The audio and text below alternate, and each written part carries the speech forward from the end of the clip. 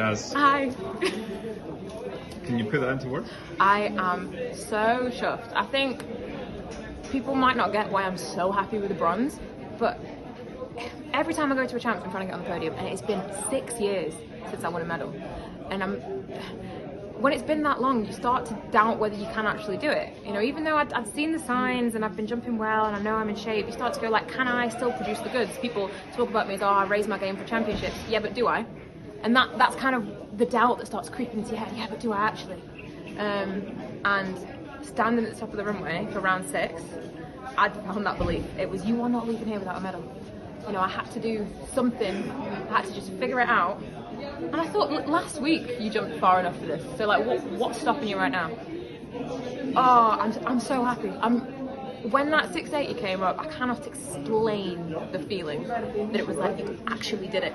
And I've said that to myself over and over again, I actually did it. It means a lot to me. Can you put your finger on what you did to unlock that jump, to allow yourself to do that?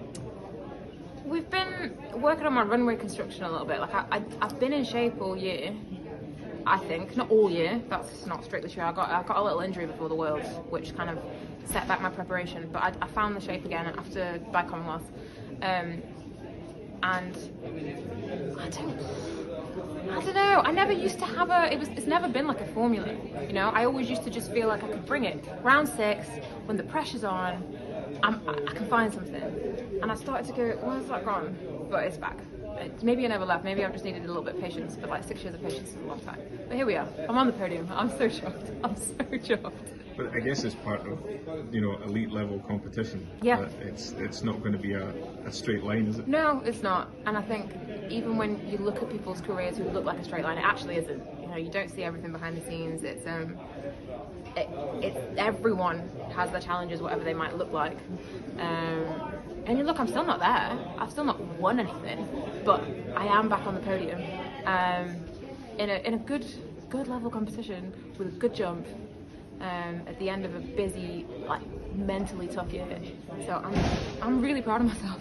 Like I'm so happy that I figured it out today. Yeah, and you mentioned the Commonwealth Games. Obviously, that was a huge disappointment. Yeah. So how much sweeter does that make tonight? Just 100 times. It was, you know, Commonwealth really hit me hard because it felt like such a huge opportunity to do it in front of that home crowd. It was such a potentially big moment, and when the competition ended, I thought, that's gone. You've lost that. Like, that's never coming back. You don't have that moment.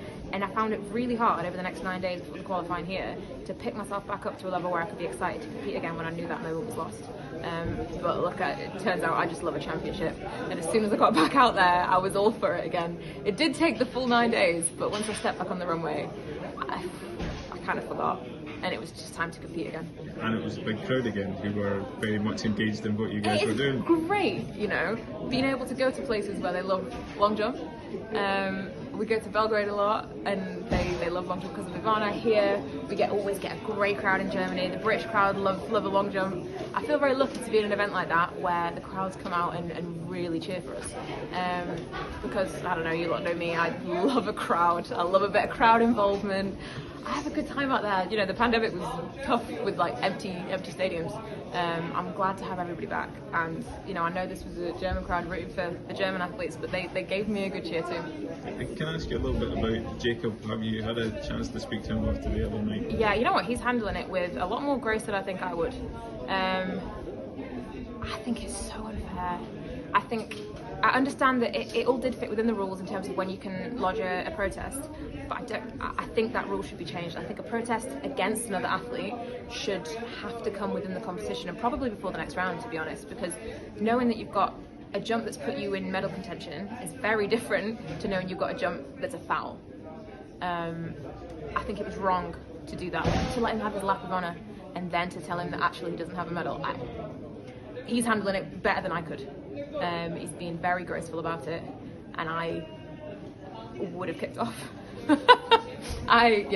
He's been brilliant, but you know, he's proven that he's very a class act, and that he can be good enough to be up there. So hopefully this can spur him on for the future. But I feel really bad for him. You know, it's a really rubbish situation. Yeah, and in terms of spurring on for the future, this must feel like it could potentially be a springboard back towards you know, where you've been aiming to be? Yeah, I hope so.